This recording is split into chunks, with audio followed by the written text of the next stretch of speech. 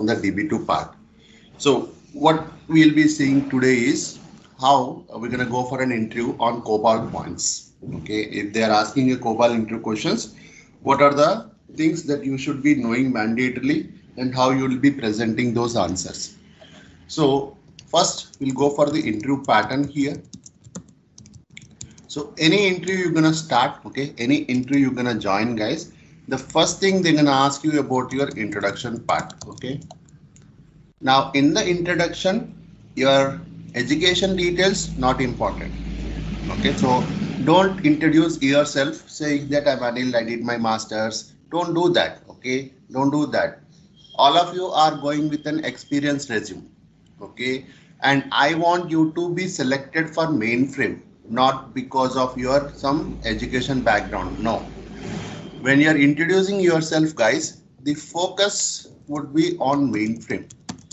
You have to highlight the points which is related to the job and to the related with mainframe only. If it is a point that is not related to your job or your mainframe, don't tell it, okay, because your education doesn't relate to mainframe anywhere. So all your introduction points should be related to mainframe only. You're going to tell that how much experience you have in mainframe. This is one point you can add. You can tell that what modules you are well good of in practice, like COBOL, JSL, DB2. You can also add that what kind of projects you worked, what kind of projects you were into, like maintenance project, your support project, or development project.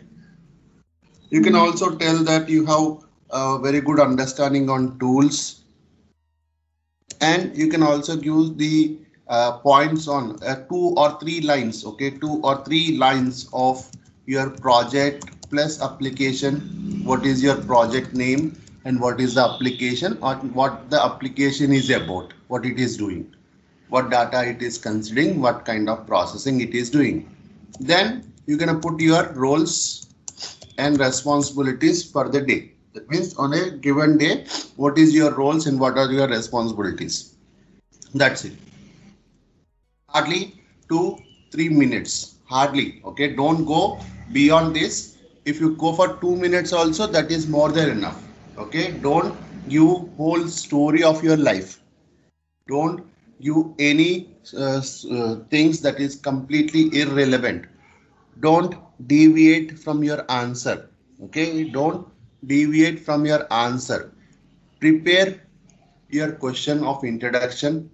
Prepare your answer of around 2 to 3 minutes. 2 minutes is best. I would write to 2 minutes only. Beyond this, if you are speaking, beyond this, if you are still speaking about your introduction, then you are just giving some stories to them. Okay. Even when I go for an interview, guys, I won't take 2 minutes. I take only 1 minute. I would say that I have 10 years of experience in mainframe. I've been into every kind of project methodologies. I know every module that I can be practicing in my project, and I have did lot of changes. I'm good in coding, testing, documenting. Current project is so and so. This particular project is doing this and this kind of work. In my project, my current roles are A, B, C, D, like that. That's it. Done. Don't deviate anything from this answer. Okay. Any doubts in this one? Any doubts? Okay. So now the second part of the interview is your project round. Here you need to spend at least 15 minutes time. The interviewer try to spend at least 10 to 15 minutes of time. The intention of this minutes is to check whether you are having a real-time knowledge or not. Okay, whether you have any real-time knowledge or not. So the common question is, what was your work? What was your work? That means any events that you solved, any changes that you did, or any tools that have you been using every day, what kind of challenge work you got, and what else? Uh, what else you will be getting? More of like these categories, okay? More of like these categories, I would say. Now these questions you should go prepare as well. Okay, if they're gonna ask you that what are the work you have done, uh, category wise, okay, you need to keep a couple of answers, couple of couple of example answer for code changes. That means you create a requirement with respect to your resume, create a requirement that in your requirement you got something like this and you made a changes for that. Second thing, okay, second thing, couple of events that you resolved, okay, that you resolved, how you have resolved. Then your add that you will be adding a meetings, okay, you are involved in the meetings. Then tools that you have used, okay, your answers should be there, okay, you need to have at least 3 tools in your hand to clear any round. So this project round is the one which will check whether you are actually working in a project or not. If so, what kind of work you are doing in that work, what kind of tools you are using. So this round is the one which will decide whether I can take a technical round as an experience or I should take a technical round for a fresher, I mean non-experience. Third part is your technical round. Third part is your technical round. Here is the place where you will be spending some 20 to 30 minutes. Okay. Sometimes people will skip and come to here directly. Sometimes they don't go anything like this, they directly come here. Whether you are using introduction or not, whether you are giving project round or not, mandatory they'll take your technical round anyway. Okay, mandatory. Out of 100 people, only 10 people will be there, such a way that they only want to go for the experienced candidates only. Remaining 90 people know that you do not have experience, they are ready to take you. So if you are not good over here, but you are best in here, if your best answers are here, then also there are high chances that you get selected in a project. Okay, you will be selected for a particular project. Mandatory, you should be clearing your technical round. Now in the technical round, if you have the modules to be listed like this, JCL and COBOL, if you are a little bit good, if you are a little bit good here, I'll be selecting you. Little bit good. You should be best here. You should be best here. Then only you will be selected. If you are little good in DB2, if you are having a very less knowledge on DB2 points of answering, then you will not be selected, guys. You will not be selected. Here you should be good. Okay, you should be good. Here you should be also good. If you should be get selected in an interview, okay, in the interview, how best you have answered in DB2 questions, that will be a decision of taking you for the project. Okay, DB2 is the one popular module which will decide whether I should take you for the job or not. Of course, you give best answers in DB2 and you don't give answers in COBOL, obviously they won't select you guys. Okay, you should be good at least in COBOL, but you should be best, because if you are good in DB2 also, then still you will have a lesser chance to get selected because there will be another person who is best already. So DB2 is the one which will be deciding whether you will be getting selected or not. COBOL, just like your answers, there might be other people who might already answered those same questions in a same way. If I want you to select it, you should be a little bit good on DB2 as well. Okay. Now, in here, in the COBOL point of view or any point of coding part, okay, one common thing in answer. But you, Anil. Uh-huh. So, Anil, Yes. I came across question where they ask you how you rate yourself in CICS, DB2, and JCL. Like, so how to answer this question? Uh, Yeah, give 3 to 3.5, guys. Okay. Give 3 and 3.5. This is the accepted convenient. Okay. See, if you come to interview for me, guys, okay, you have came an interview to me, Okay, I asked the same question. Can you please rate yourself? Now, what happens here is you're gonna tell that you are having a COBOL 4, JCL 4, DB2 4, or 4 or 5. If you give those numbers, generally what interviewer will try to do, he will ask you something more on a serious question, more on a tricky question. Because you have rated 4, why would I ask you any simple definition question? If you say that you are best, why I should ask a simple question? I can ask you a very best question only, right? So my best questions will not be completely answerable by anyone. So what I would do, I'll ask something like 4 best questions which I have in my mind. Now out of 4, if you are answering 1 and 2 only, then your rating what you gave is not irrelevant. In the interview, your agenda is to, okay, very important line guys, very important line.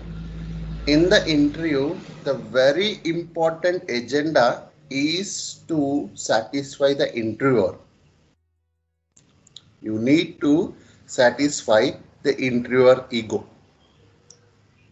If you say that you have 4 or 5 of skill, then he will be hurt first of all that you are so much skillful. Okay, let me ask you some techie question to you. That's what happens there.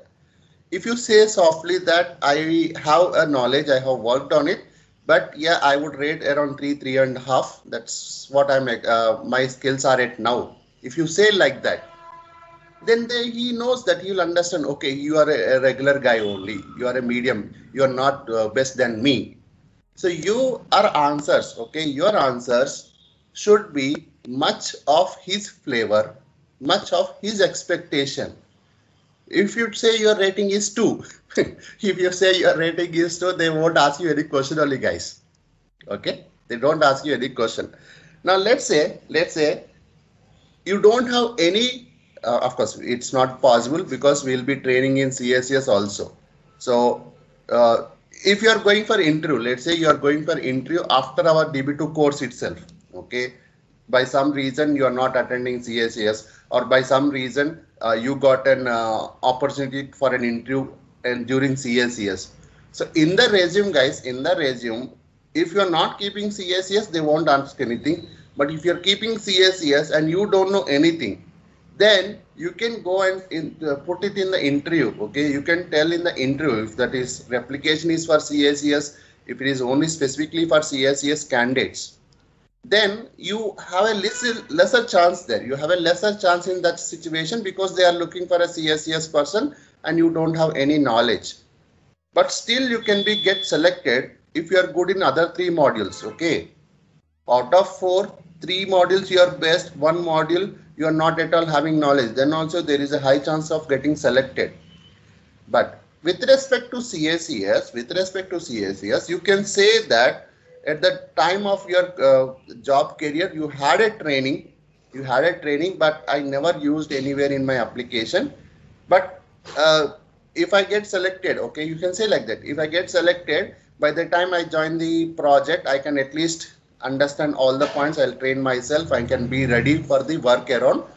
During in the course of work, I can pick up the module as well. I can pick up the CSS concept more faster.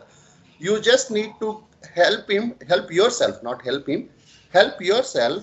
convey a message that you are ready to learn anything for particular job. You need to convey the message to them that if it is anything, okay, let's say they're asking you about SAS, which you don't have in your resume also. Then you can say that, okay, I heard the SAS is being used in much good projects nowadays. But in my application, I did not get a chance to see along. But I know that I can get trained myself in SAS. I can come to your project. I can do my work my own way. I can take the application into my own hands. You need to give a statement. Okay, you need to give a statement such a way that the interviewer can ignore your absence of knowledge on CSCS, but he can identify that you are ready to learn. Okay, you are willing to learn and you are good over here. These 3 modules are to be answered very well. Okay, if you are not answering these points, then whether you know or not this one, it doesn't matter. Okay. Any other questions, Okay. guys? Yeah, Anil. Yeah, Anil. Yeah, I'm there. Yeah. So like my question is like although like if I have knowledge on DB2, but like same case like no work experience, like no project experience In DB2? in DB2. No, So no, no, no. so how like I can handle that? See, that's what we'll be doing. Okay. In our DB2 training, you will be covering every point that you need. Okay. How to code, how to use, how to run, what are the errors, everything will come. Mm-hmm. So I'll tell you something like which will be making you much confident. Most of my students who got selected are completely non-experienced candidates. Mm-hmm. Most of the people who get selected with my training or with my help or with their own skill, they all are mostly non-experienced candidates. Now, when they go for an interview, if the interviewer asks you, have you worked on DB2? The answer is yes. Have you worked on JCL? The answer is yes. Have you worked on COBOL? The answer is yes. And then they go for interview, they clear the round and they get to job and they do the work there. Now, in your case, if the question comes to you, have a good knowledge on DB2? Your answer should be yes only. You got it? Okay. Okay. Most of my candidates, most of my students who get job, okay, generally if already you have a job and you got a switch over of the job, with your skill of your experience, with a little bit knowledge from our training, you got a job. So you'll not find the difference anything of our training. But there are students of mine who don't know anything about company or anything. They just join the course, they get the job. They will come back and tell me that how the training helped them because they don't have any prior skills, right? Mm-hmm. They don't have any prior skills. Okay. Fine, Anil. Got it? Yeah. Thank you.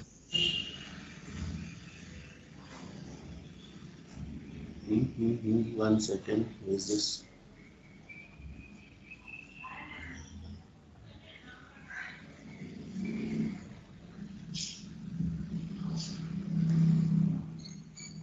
Any other doubts?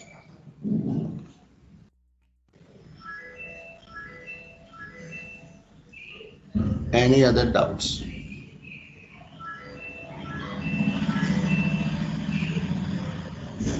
Any other doubts? Okay. So let's go to the point here. Okay. So one common thing in your answer, guys. Okay. One common thing in your answer, whether it is a COBOL or your COBOL DB2 or any JCL kind of code changes point.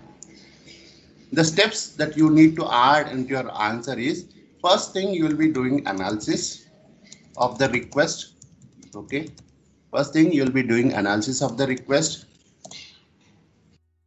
Second thing that you will be doing here is to do the code change and you will be doing the testing, code change, compile, okay, code change, compile, testing, and in the testing you will be saying something like test case, okay, test case and test results capture, test result capture. Then you will be telling about documentations. You will be telling about the review part from your team, from your client, the review of your test results, everything. And then you will move into the production deploy.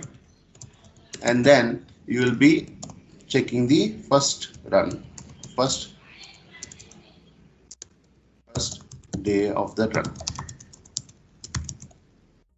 This is your actual standard answer, guys. Okay. For any time you are getting an interview question which you are explaining through a point of code change. Okay, you are in a interview question anywhere in any module of DB2 or only COBOL. Somewhere the questionnaire was asking you to do a code change and asked you how you are doing the code change, or they asked you a question as an example. You are telling that I did a code change on one of the requirement. If anything that is coming on a topic of code change, guys, okay, on a topic of code change only, you need to add these 7 points. That this is your approach whenever there is any code change. First, you will be doing analysis of the request, whether the changes to be made mandatory or not.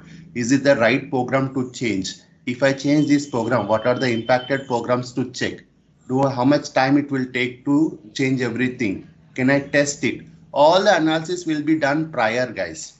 After that, you will be start doing your code changes, compiling, testing, documentation. You will be documenting the test case. You will be capturing the test result before test, after change, what is the test case results.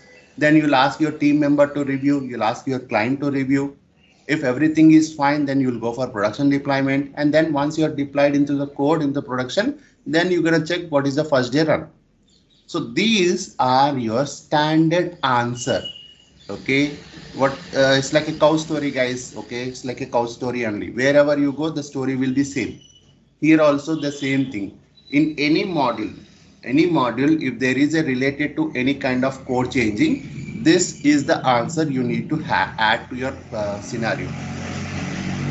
But but but don't go and tell every answer with this one. Okay, in an interview, only use this only for once, or very rare case twice. If you are using the same answer for 3 times, then the interviewer know that everything you will be telling the same thing. So don't do that. Don't do that. Okay. And stick to your question. Stick to your interview question only. Don't deviate the answer with other stuff. Don't deviate the answer. If someone is asking a question on one of the topic, your answer should be related to that topic only. Don't give any other clues of other topics, because your interviewer will choose those topics for next questions. Yeah. Hello, Anil. Yes. Friends, this is me, Anil Polsani. This video is regarding the new batch that will be starting next week, guys. That would be on July 28th, 10 a.m. IST in the morning. So this is a full course training, guys. This is a full course, and the charge what we have is 7,000.